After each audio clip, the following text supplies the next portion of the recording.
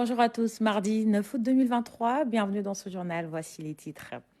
Activités portuaires, Dakar et Miami partagent leurs expériences. Une délégation américaine est en visite au port autonome de Dakar. Les deux parties veulent exploiter des opportunités d'investissement. Également dans l'actualité, la fin des Jeux de la francophonie. Les athlètes sénégalais sont de retour à Dakar avec dans leurs affaires 25 médailles. Le Sénégal est classé 4e au classement des médailles. Et puis dans l'autre trésor des régions, on s'intéresse à l'inflation sur les produits alimentaires dans les marchés de Dakar. Vous allez le voir, le panier de la ménagère explose à coup de hausse de prix. Le Sénégal lance le processus d'élaboration de la loi de promotion de l'industrialisation. Notre pays, vous le savez, s'est doté d'une nouvelle politique industrielle et la mise en place de ce document fait suite aux instructions données par le chef de l'État après la validation de la stratégie 2021 à 2035. Mamadou Sakine. Accompagner le mouvement d'industrialisation à travers un corpus qui définit le cadre législatif et réglementaire du secteur, c'est l'objectif de la rencontre annonçant le lancement du processus d'élaboration de la loi de promotion de l'industrialisation du Sénégal. L'axe 1 porte sur la transformation des ressources agricoles, sylvopastorales et halieutiques. C'est-à-dire tout ce qui est produit ici, je donne l'exemple en Casamance, l'anacarde, la mangue et autres, il faudrait promouvoir la transformation de ces produits-là ici au niveau local. Donc c'est une transformation industrielle. L'axe 2 de cette nouvelle politique porte sur la transformation des ressources minérales et d'hydrocarbures. Troisième axe, c'est le développement de l'industrie pharmaceutique et de la pharmacopée. Le quatrième axe porte sur tout ce qui est industrie d'assemblage, d'innovation. L'élaboration de ce document fait suite aux directives du président de la République après la validation de la nouvelle politique stratégique d'industrialisation 2021-2035. Il s'agit d'un exercice extrêmement important pour l'industrialisation du Sénégal qui a enregistré des bons qualitatifs. Et j'en voudrais pour preuve le classement du Sénégal à la 7e place de l'industrialisation de l'Afrique. C'est un indice qui a été publié par la Banque africaine de développement, l'Union africaine et l'ONUDI lors du sommet de Niamey. Cela consacre les efforts importants qui ont été déployés par le Sénégal pour promouvoir son industrialisation à travers notamment les projets phares que sont les plateformes industrielles, les agropoles, le hub minier régional et les paris industriels. Pour consolider ces résultats, l'État peut compter sur ses partenaires. Nous sommes très contents que nous accompagnions le ministère et le gouvernement sénégalais pour relancer ici le secteur d'industrie qui est très important pour avoir un développement économique durable qui est bon pour le pays, aussi avec des aspects verts, qui est très bien aussi pour le climat et pour l'écologie, pour créer aussi des emplois pour les jeunes. Après cet atelier, une série de consultations va être menée sur l'ensemble du territoire. Le but visé est d'aller vers une territorialisation de la politique d'industrialisation du Sénégal. Dans le cadre de la lutte contre les changements climatiques, le Sénégal est un véritable moteur dans l'élaboration des stratégies à long terme résilients. À travers un atelier d'évaluation, le ministère de l'Environnement et ses partenaires sont revenus sur le document d'engagement de notre pays élaboré il y a 3 ans. Cheikh Mohamedou Bambagay.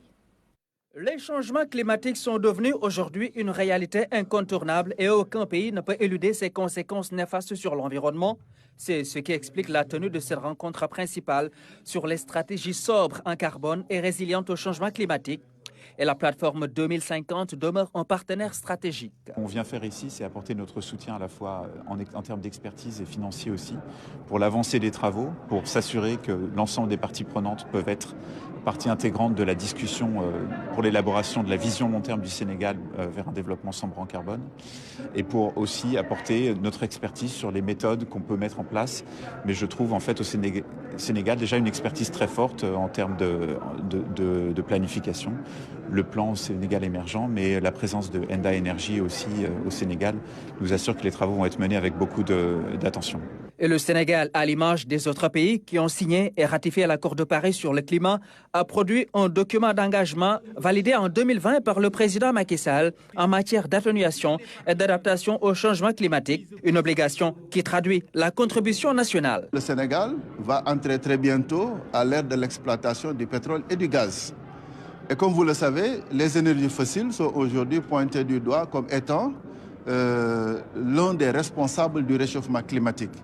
Donc cela veut dire qu'une vision à long terme pour un développement sobre en carbone et résilient au changement climatique ne saurait faire l'économie de ce nouveau contexte de développement économique et social. Mais comme vous le savez, le chef de l'État, son Excellence Macky Sall, a déjà donné les grandes orientations à l'Assemblée générale des Nations unies. Il avait clairement dit que le Sénégal s'inscrit aujourd'hui dans une logique, n'est-ce pas, de relever la part des énergies nouvelles et renouvelables dans son mix énergétique. Déjà, nous avons dépassé les 30%, mais également de faire du gaz l'énergie de la transition. La question énergétique est donc au centre des préoccupations climatiques, l'utilisation des sols également avec son volet agricole. Et les États ont donc leur destin en main pour développer des stratégies long terme sobres en carbone et résilientes au changement climatique. Le ministère de l'économie et du plan et de la coopération poursuit sa tournée nationale. C'est dans le cadre du PAP 3A à Thiès. La contribution de la région a été évaluée dans la Cité du Rail. Les investissements de l'État du Sénégal ont changé la ville qui est devenue plus dynamique. Fatimata Banelba. Au regard de tout ce qui se passe comme activité économique, la région de Thiès contribue à hauteur de 15% dans le PAP 3A. Ce qui démontre de l'importance de Thiès en tant que hub économique avec l'aéroport de Diass, le port de Ndayane, l'école nationale d'aéronautique, entre autres. Thiès, c'est surtout avec la relance du chemin de fer. Donc Thiès, Dakar, jusqu'à Tambacounda, et Thiès va jouer un rôle capital dedans. Le TER, peut-être il y a un projet effectivement qui va être étendu jusqu'à la région de Thiès. Le TER va venir à Thiès. Et beaucoup d'autres projets structurants. Et on a vu qu'effectivement, il y a eu beaucoup de changements structurels. Donc, et grâce à des programmes comme le PUDC, comme aussi le PACASEN, il faut le dire, beaucoup de collectivités territoriales ont changé de visage grâce au PACASEN. Et il faudra renforcer les efforts dans ce sens pour améliorer les conditions de vie des populations. Dans le cadre de la formulation du plan de développement et son plan d'action prioritaire, il est ressorti que l'État du Sénégal a consenti beaucoup d'investissements dans le domaine de la santé, de l'éducation, des transports et de l'amélioration des conditions de vie des populations à travers les filets sociaux. Toutefois, Thiès présente un important taux de chômage. L'enseignement professionnel et technique devrait être davantage promu pour une meilleure accessibilité des jeunes au marché de l'emploi. L'État fait d'énormes efforts, beaucoup d'efforts. Il y a eu beaucoup de programmes qui ont été initiés. Et le tout dernier programme, c'est le Khéindawi. Il y a d'autres aussi. Donc, on fait beaucoup d'efforts pour pouvoir insérer ces jeunes. Voilà. Donc, il faudra effectivement que le secteur privé aussi joue son rôle. Donc, l'État est là pour effectivement créer les conditions, les conditions d'apprentissage, les conditions de formation et tout. Mais pour l'insertion, il faut effectivement que le secteur privé puisse effectivement contribuer davantage à l'insertion. Et aussi l'auto-entreprise. Je crois que si les jeunes ont une qualification, ils peuvent effectivement être des entrepreneurs. Heureusement que l'État du Sénégal a mis en place un système pour développer l'enseignement technique et la formation professionnelle. À partir de ce moment, les jeunes qui auront le BFM, qui auront donc le bac, et même jusqu'au niveau de première terminale, pourront donc faire une formation dans le domaine professionnel technique pour être opérationnels sur le champ. Durant cette réunion, l'exécutif régional a fait part de son engagement à accompagner les axes prioritaires du PAP 3A soulevés par les acteurs de la région de Thiès. En santé, Lumbal Baladji, un village de la commune de Oréfondé, dispose d'un poste de santé, un hôpital moderne construit par l'État du Sénégal à travers AGETIP. L'ouvrage baptisé Farbangom a été inauguré en présence des populations sorties en masse pour l'occasion. Bachirba. Lumbal Baladji s'est mobilisé pour donner un cachet particulier à cette journée. L'infrastructure réalisée dans cette localité, au-delà de l'esthétique, est vitale pour ses habitants.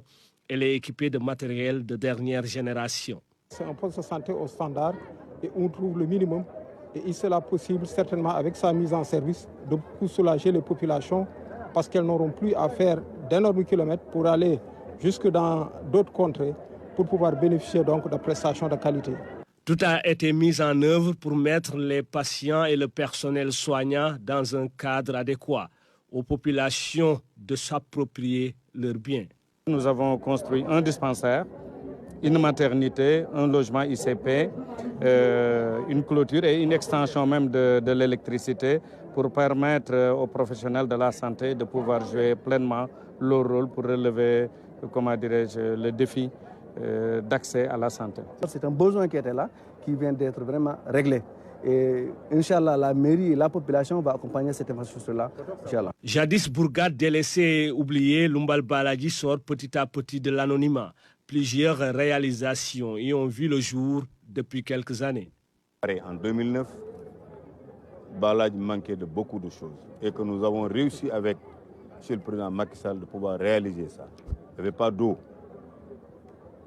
il n'y avait pas un poste de santé, il n'y avait pas d'électricité. Toutes ces trois choses ont été réalisées dans le ministère de M. Macky Sall. Peuplé d'environ 5000 âmes, le village de Lumbal Baladji est à 10 km de la route nationale 2. Avec ce poste de santé de dernière génération, c'est une difficulté majeure qui vient d'être résolue.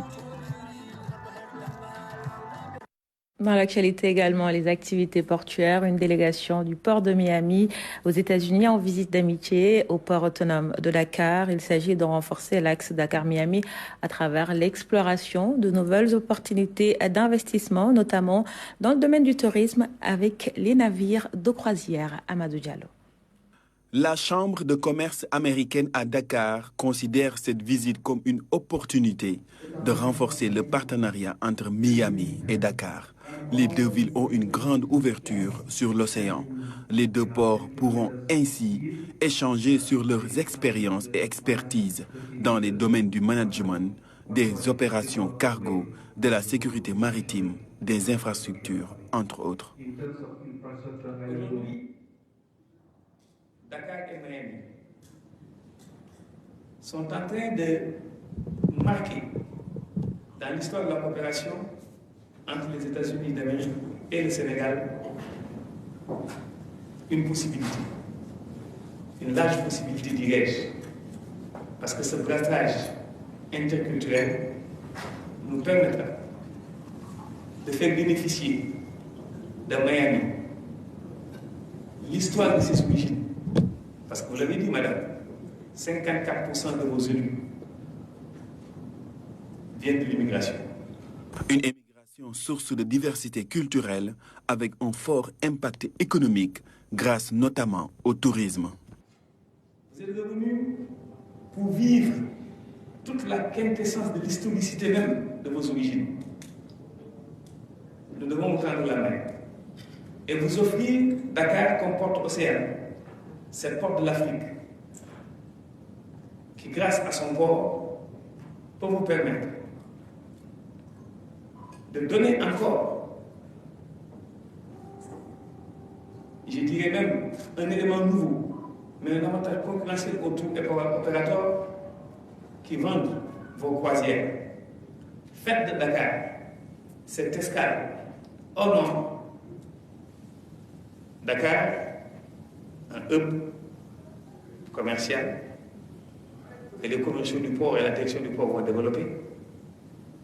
Dakar, ville extrêmement importante, qui doit faire un jumelage avec la ville de Miami. Miami se trouve à la pointe sud-est de l'État de Floride aux États-Unis d'Amérique.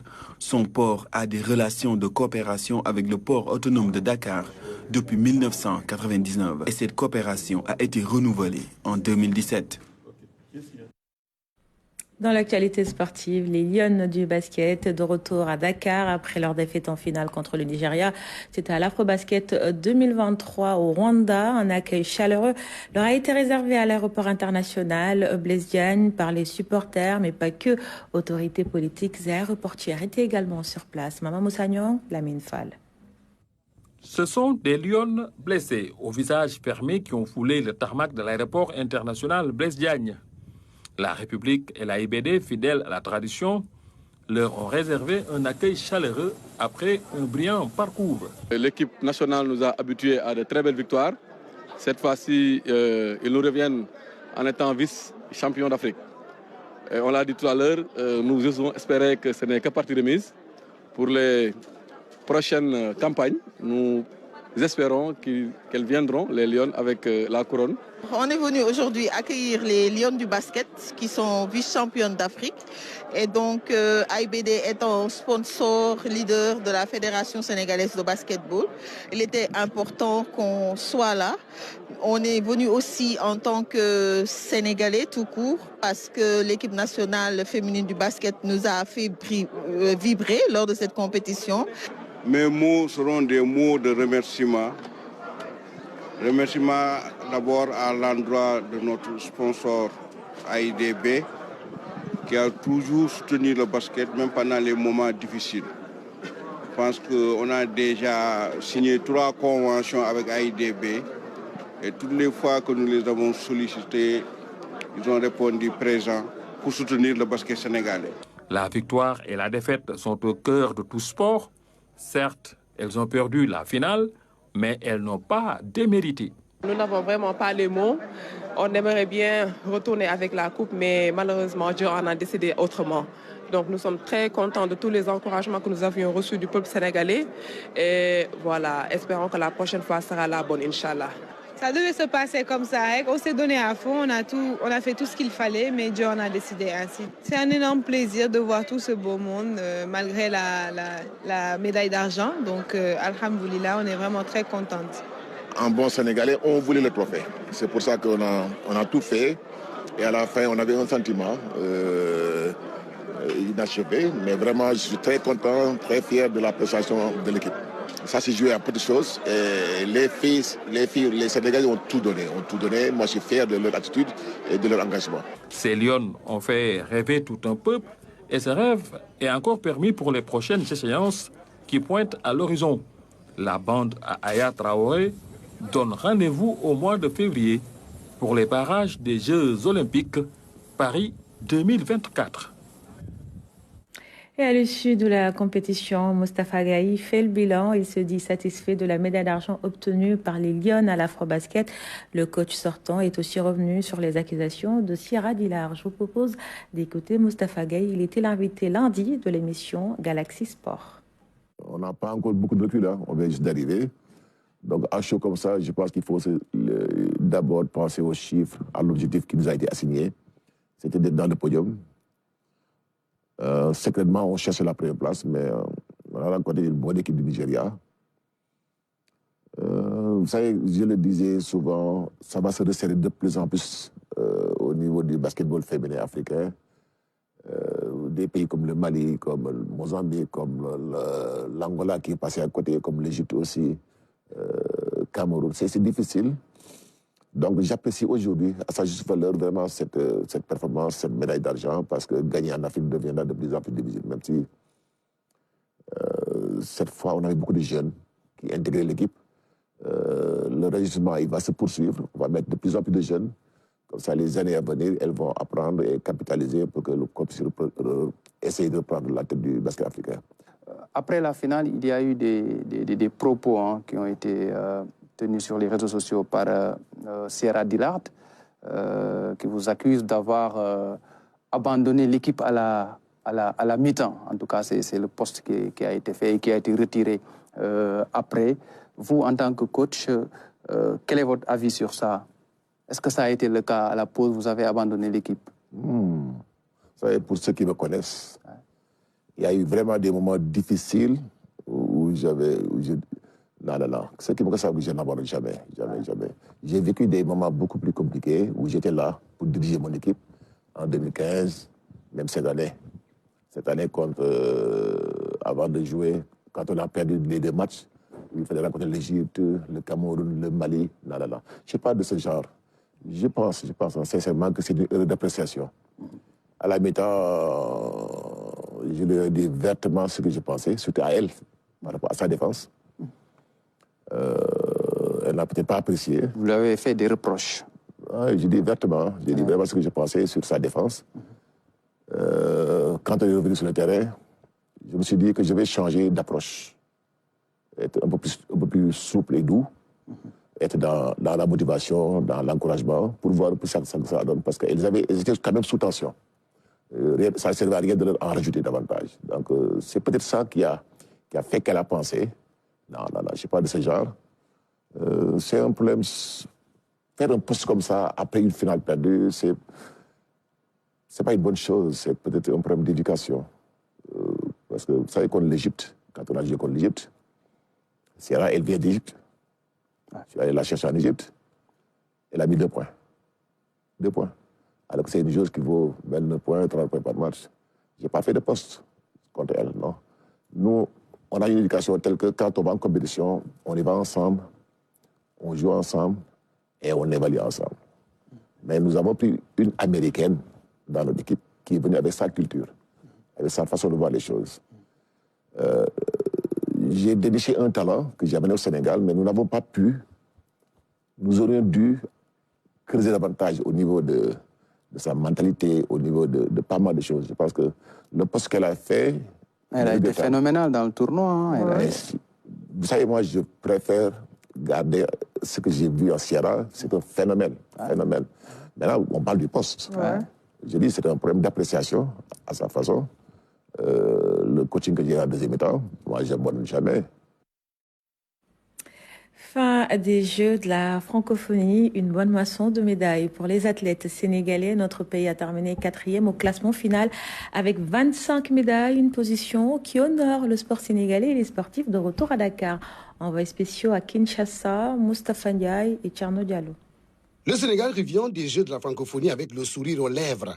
Le nombre de médailles obtenues place notre pays parmi les 4 premiers au classement général, derrière le Maroc, la Roumanie et le Cameroun. Les médailles que nous avons eues cette année sont de qualité, parce que nous avons eu 10 médailles d'or et 9 médailles d'argent, ce qui veut dire que nous avons pu au moins disputer 19 finales.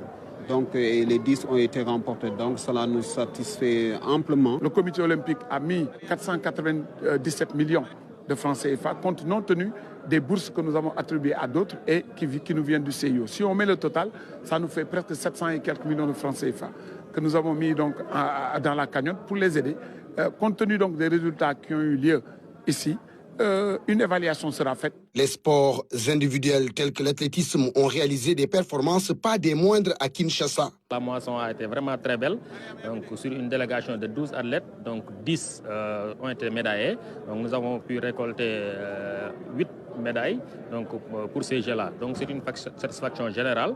Pourquoi? Parce que certes, nous nous y attendions, mais ce n'était pas trop évident.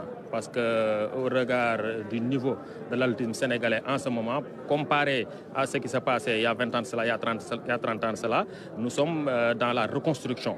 Autre discipline ayant donné satisfaction au Sénégal à ces Jeux, la lutte. Les combattants sénégalais ont régné en maître sur le tapis et sur le sable. Ils sont battus vaillamment pour au moins donner au Sénégal 13 médailles. 6 en or, 2 en argent, 5 en bronze. Là également, on a un double médaillé, c'est Mamoudou Faye du ordinateur, qui a une médaille d'or en lutte olympique et une médaille d'or, n'est-ce pas, en lutte africaine. Durant ces 9e Jeux de la francophonie, la délégation sénégalaise a fait très bonne figure, tant au plan sportif que comportemental. En football, Coupe du Monde féminine, le dernier représentant africain, le Maroc éliminé hier par l'équipe de France. Les Bleus se sont imposés sur le score de 4-0. Le Maroc, qui en est à sa première participation, a souffert sur la pelouse de Brisbane. Suivons le résumé du match avec Ibrahim Mboup. De cette partie de chasse infructueuse pour les Lions de l'Atlas. En face, Hervé Renard et ses joueuses ont rendu une copie propre en 8e de finale. Le suspense n'a pas trop duré dans cette affiche. Khadijatou Diani a ouvert le score dès la 15e minute d'une belle tête dans le but vide. Son 4e but en 4 rencontres. Diani seul dans cette défense, seul dans cette zone de vérité, comme ça, il n'y avait personne sur elle. Quelques minutes plus tard, la buteuse se mue en passeur. Khadijatou Diani offre à Kenza Dali la balle du 2-0. Plat du pied, poteau rentrant, Hervé Renard apprécie. Cueillie à froid, la défense marocaine manque de lucidité et se fait punir par Eugénie Le Sommer.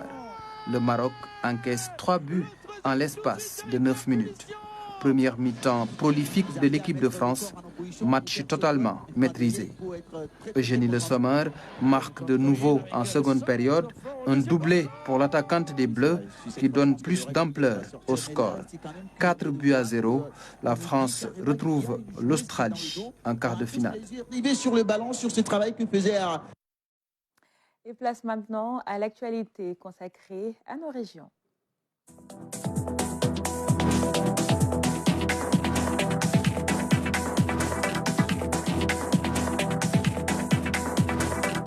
Et pour démarrer le Trésor des régions, nous partons dans les Niayes. C'est dans cette localité qu'intervient le Piesson, projet d'intensification éco-soutenable de l'agriculture. Plus d'1 milliard de francs CFA distribués aux producteurs de cette zone. Il s'agit pour l'État d'asseoir la souveraineté alimentaire via le secteur horticole. Pendabao.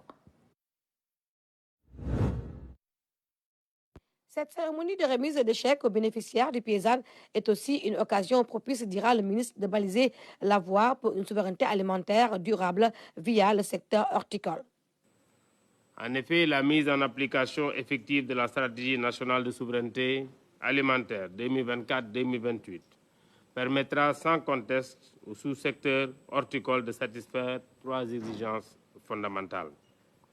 Dans un premier temps, il s'agit d'augmenter la disponibilité des produits horticoles, des aliments, des produits transformés, etc., en quantité et en qualité suffisante. L'objectif visé par cette orientation stratégique est d'augmenter durablement la production et la productivité horticole pour une offre variée et de qualité de produits à même de satisfaire les besoins de consommation des populations, de fournir des matières premières à l'industrie nationale de transformation et être compétitive sur les marchés nationaux, régionaux et internationaux. Ainsi, ce financement alloué à ces jeunes hommes et femmes aura un impact considérable sur leur vécu. Il s'agit de renforcer le financement des services horticoles et des projets productifs avec, d'une part, le développement et la modernisation de la recherche, de la formation, du conseil agricole et rural et de l'appui institutionnel aux organisations de producteurs et productrices. Et d'autre part, à l'émergence d'exploitations horticoles professionnelles, créatrice d'emplois et capable de contribuer activement au développement durable du secteur agricole. C'est avec une grande satisfaction qu'on constate la bonne réussite du Piézan. Depuis février 2021, date de démarrage des activités du projet, on a octroyé les 70% du crédit concessionnel et dépensé les 50% de la contribution à don. Ce qui a permis, grâce à l'excellent travail de l'unité de gestion du projet, d'atteindre des résultats concrets, comme par exemple le financement des 322 sous-projets, 110 l'année passée et 222 cette année, avec les guichets de développement économique. Un montant de plus d'1 milliard de francs CFA pour 222 sous-projets, 15 sociétés coopératives. Nous parlons toujours agriculture, cette fois-ci à Kaolack avec le projet AgriJeunes. C'est une initiative de transformation rurale ciblant les jeunes agripreneurs. Les bénéficiaires de la zone centre se sont retrouvés en assemblée générale constitutive de la mutuelle de cautionnement. Cette année, 100 millions de francs CFA sont déboursés pour leur faciliter l'accès au crédit, nous dit Claire Diop. Assemblée générale constitutive de la mutuelle de cautionnement de la zone centre, les bénéficiaires sont venus de Kaolack, Fatick, Kaffrine et Diourbel. Ces derniers approuvent les statuts et règlements de la mutuelle. Les organes de la structure sont aussi en place. Le système offre aux jeunes agripreneurs une solution de mutualisation des risques visant à garantir les prêts des adhérents. C'est une étape extrêmement importante dans le processus de mise en place d'un instrument innovant qu'on appelle en fait la mutuelle de cautionnement, qui est en fait un instrument qui permet aux agripreneurs qui ont des difficultés d'accéder au crédit, de pouvoir disposer en fait d'un mécanisme pérenne. Ça, c'est extrêmement important pour pouvoir en tout cas avoir des facilités pour pouvoir accéder en fait au financement auprès des institutions de financement. Faciliter l'accès au financement pour les jeunes porteurs de projets structurants. L'objectif visé dans la démarche, une innovation de taille. Les jeunes sont mis au cœur du dispositif, notamment dans le fonctionnement. Et avec cette mutuelle-là qui sera gérée par les jeunes eux-mêmes et pour eux, au-delà même du projet Agri-Jeunes, ils vont disposer en fait de ce mécanisme-là. Ils vont continuer à le gérer pour qu'il puisse leur permettre de pouvoir avoir en fait des garanties pour pouvoir accéder en fait au financement. Donc c'est en fait ça le caractère innovant. Et je dois dire que c'est la première fois en fait que ce genre de dispositif est mis en place au niveau du Sénégal et même je dois dire au niveau de la sous-région. Et donc aujourd'hui il y a à peu près plus de 253 jeunes qui sont là, qui ont déjà libéré leur adhésion pour un montant de plus de 2 millions. Et ça, c'est extrêmement important. Ça montre en fait l'engagement de ces jeunes d'Irola à pouvoir en tout cas avoir un crédit. Et le projet Agri-Jeunes pour cette mutuelle-là va donc mettre à la disposition de la mutuelle un fonds de 100 millions pour cette année 2023 et en 2024 également, le projet va renforcer en fait le fonds. Cette mutuelle donnera plus de perspectives aux jeunes. Beaucoup d'entre nous ont fini les formations depuis février passé, donc on a noté beaucoup de lenteur par rapport à l'obtention des financements. Avec la mutuelle, nous espérons l'accélération et pour pouvoir matérialiser nos projets. Ce fonds de garantie accompagne les jeunes agripreneurs dans la concrétisation de leurs projets de développement. Il servira à garantir les prêts des jeunes agripreneurs membres. L'activité rentre dans le cadre du projet d'appui à l'insertion des jeunes ruraux agripreneurs déroulé par l'État du Sénégal et ses partenaires. La politique a apporté un appui financier sous forme de subventions pour l'acquisition de moyens de production, mais aussi les compétences techniques et managériales nécessaires pour la réussite du jeune. On s'intéresse maintenant à l'inflation sur les produits de consommation courante au marché. L'oignon n'est pas le seul denrée dont le prix est en hausse. On note une flambée des prix des légumes en général. Panier de la ménagère, hausse et pénurie. Un reportage de Mamadou Sakiné qui a fait le tour de 2 marchés de Dakar.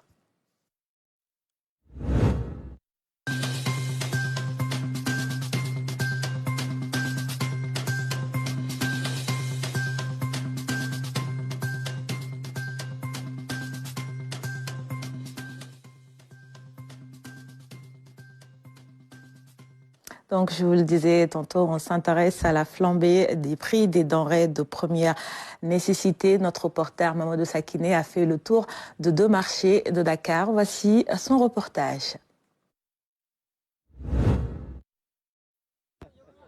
Venue faire ses courses au marché Goltapé des Parcelles Assainies, Marie-Hélène Sambou a eu la surprise de sa vie. Toutes ses prévisions ont été fauchées. Nous sommes venus faire des achats pour une cérémonie en Casamance, mais nous avons trouvé le marché très cher. Je n'ai pas pu avoir tout ce que je voulais. J'ai tout dépensé. Là, nous sommes obligés de prendre une voiture arrivée payée pour entrer. Tout est cher. S'il y avait possibilité de reporter la cérémonie familiale, on allait le faire à cause de la cherté des prix. Une hausse des prix des condiments ressentie par cette autre mère de famille. 1000 francs. Quand une salade kilo 2200. Non, cher. Le marché est vraiment cher. Le kilo d'oignon coûte 1000 francs. Le poivron vert est à 2200 francs le kilo. Tout a augmenté, c'est dur.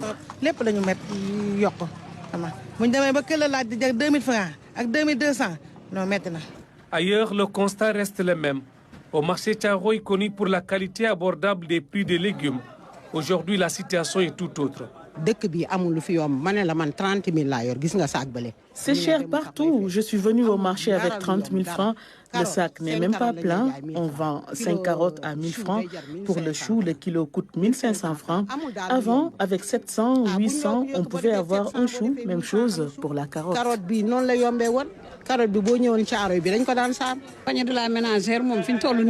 Le panier de la ménagère a atteint un niveau insupportable, surtout pour ceux qui ont en charge une grande famille. Tout est cher. En ce début d'hivernage, les prix de plusieurs denrées de première nécessité ont flambé.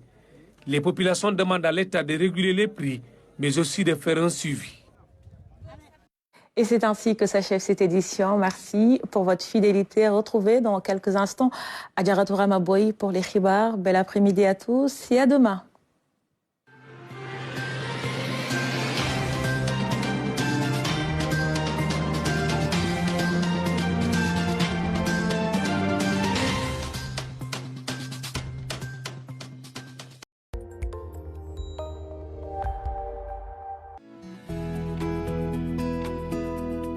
L'IPD est un institut supérieur de formation professionnelle qui forme dans le système LMD dans le domaine